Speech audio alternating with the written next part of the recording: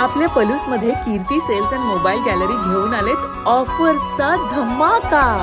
कोणत्याही कंपनीचा मोबाईल खरेदी करा आणि मिळवा आकर्षक गिफ्ट। शिवाय सर्व कंपन्यांचा फायनान्स व कॅशबॅक ऑफर। सर्व नामांकित कंपन्यांचे मोबाईल व ॲक्सेसरीज मिळवण्याचे एकमेव ठिकाण Kirti sales and mobile gallery, Meenakshi Chitramandir समोर, कराड तासगाव रोड, पलूस। प्रोप्रायटर कुलभूषण शीतल सावळवाडे।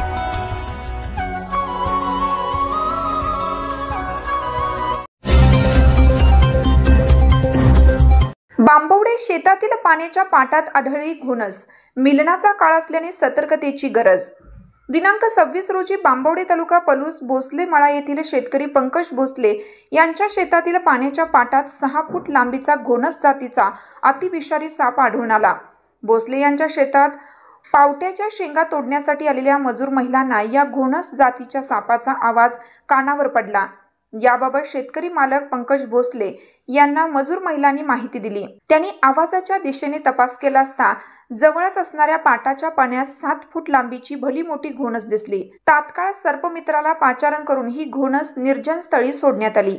या घटनेकडे गांभीर्याने पाहत परिसरातील शेतकरी व शेतमजूर ऊसतोड कामगार यांनी सावधगिरी बाळगावी असे आवाहन करण्यात येत आहे। सध्या ऊस तोडणाऱ्या टोळ्या पलूस परिसरात दिसत आहेत। हे मजूर रात्री पहाटे शेतात ऊस तोडणी फड साफ करण्यासाठी शेतात जात आहेत। त्यांना काळजी घेण्याचे आवाहन करण्यात आले आहे। या घोणस सापाविषयी माहिती घेऊया वन्यजीवप्रेमी मोहसिन आदम सुतार यांच्याकडून। आपल्याला भेडसावणारा प्रश्न घोणस। घोणस हा शब्द ऐकल्यानंतर आपला सर्वत्र भागामध्ये भीतीचं वातावरण असं आहे की घोणशीचं प्रमाण वाढलं। म्हणजे बरेच जण म्हणतात की आजकाल घोणस भरपूर प्रमाणामध्ये आढळायला लागले, घोणशीचं प्रमाण वाढलंय, घोणस जास्त पिल्लांना जन्म देते, त्याच्यामुळे त्यांची संख्या वाढत चाललेली आहे। प्रसार माध्यमामध्ये असं होतं की बरेच हेडलाईन्स अशा येतात आपल्याला की घोणशीचं प्रमाण वाढलं, तर ऍक्च्युअल मध्ये घोणसचं प्रमाण वाढत नाहीये। त्यांचा जो राहण्याचा टेरिटरी एरिया असतो, त्यांचा जो एरिया आहे, जसं आपली ऊस शेती आहे, ह्या दिवसामध्ये ऊसाच्या शेतीची तोड चालू असते आणि ह्यांचा मेटिंगचा हंगाम बी असतो। तर ह्या हंगामामध्ये घोणशीची जे एरिया असतो, तर आपण ऊस शेती तोडल्यानंतर ज्यावेळी त्यांचा एरिया डिस्टर्ब होतो ते बाहेर पडायला चालू होतात। म्हणजे त्यांचा जो राहण्याचा एरिया, त्यांचं घर तोडल्यानंतर ते जाणार कुठे, तर ते घरामधनं ज्यावेळी बाहेर येतात त्यावेळी बाहेर आल्यानंतर तुम्हाला दिसतात, तर तुम्ही म्हणू शकत नाही की त्यांची संख्या वाढत चाललेली आहे। मग घोणस म्हणले की आपल्या भागामध्ये भीतीचंच वातावरण आहे, कारण का आपण आजकाल बघतोय की स्नेक बाईटच्या ज्या केसेस आहेत, म्हणजे घोणस चावल्यानंतर जे पार्ट डॅमेज वगैरे होणार, ते रक्तगटावरती परिणाम करणारं विष आहे। तर याच्यामध्ये हिमोटॉक्सिक प्रकारचं विष आढळलं जातं आणि रक्तगटावरती परिणाम करणार असल्यामुळं ह्याच्यामध्ये मेडिकल क्षेत्राच्या संदर्भात जर बघायला गेलं तर ह्याला करकचून आवळपट्टी वगैरे बांधणं हे टाळावं। ह्याच्या क्रब बँडेज बांधायच्या पद्धती आहेत, तसंच त्या बरेच वेळा आपल्याकडं जे सरकारी दवाखान्यामध्ये, आपल्या गावातल्या सरकारी दवाखान्यामध्ये तुम्ही गेलं तर ते प्रोसेस करतात स्नेक बाईटची, आणि तालुक्याच्या ठिकाणी ASV उपलब्ध असते आपल्याला, आणि तिथं मग आपल्यावरती औषधोपचार होतात। आणि फार मोठी गैरसमज आहे की घोणस साप हा पाणीही मागवून देऊ शकत नाही।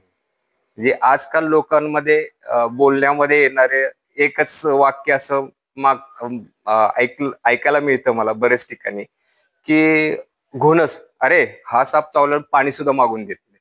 म्हणजे ह्या अफवा आहेत। तर घोणस मॅक्सिमम 20 पिल्लांपासून ते 60 पिल्लांपासून जन्म देऊ शकते, किंवा 42 पिल्लांपासून रेकॉर्ड आहेत, 42-48 पिल्लांपासून रेकॉर्ड आहेत घोणस सापांना जन्म दिलेला।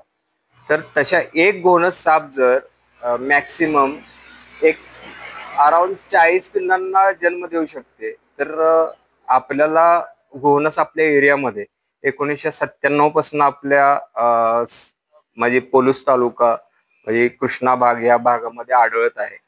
तर त्या काळापासून आजपासूनचे जर रेकॉर्ड काढले तर सर्रास एका माणसापाठीमाग 4 घोणस सर्प एवढी संख्या झाली पाहिजे होती। म्हणजे असं नाही, त्याच्यावरती निसर्गाचा अंकुश असतो.